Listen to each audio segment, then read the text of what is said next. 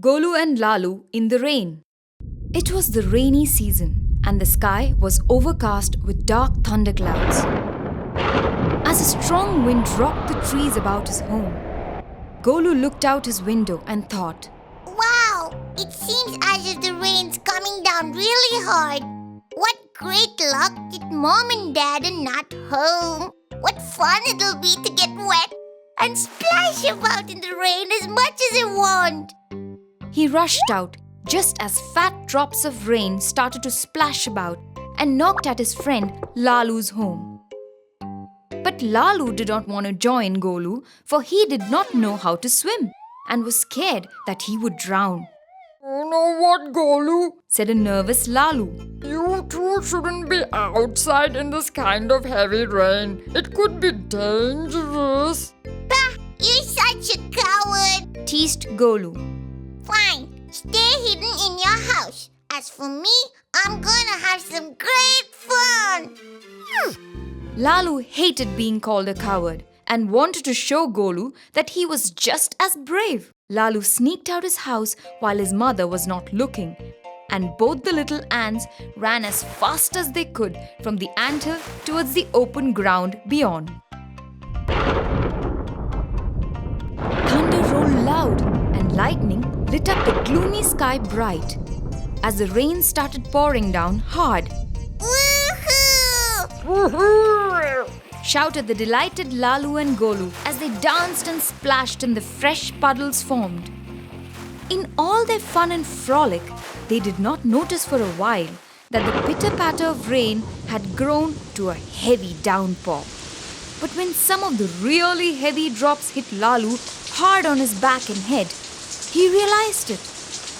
Worried, he told Golu, "I've played enough.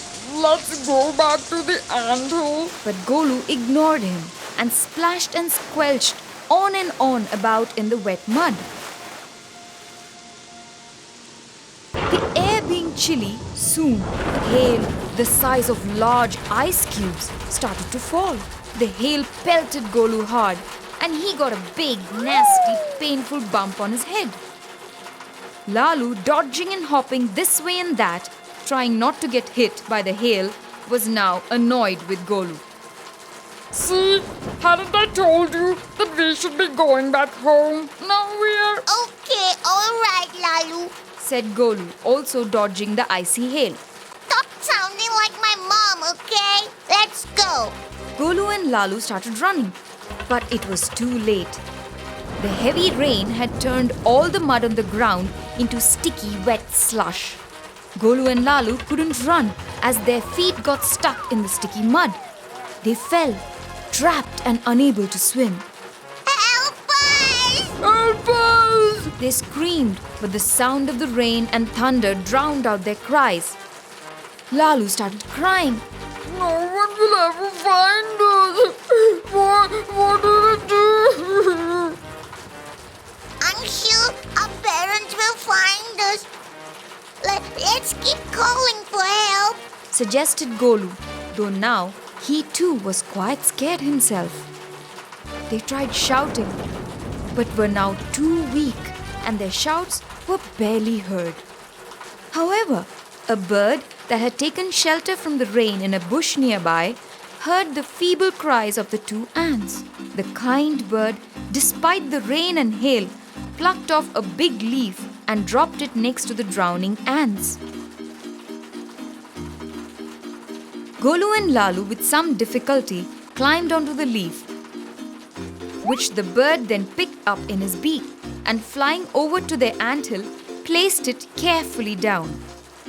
Relieved to be home, Golu and Lalu stepped off the leaf and thanked the bird for saving them.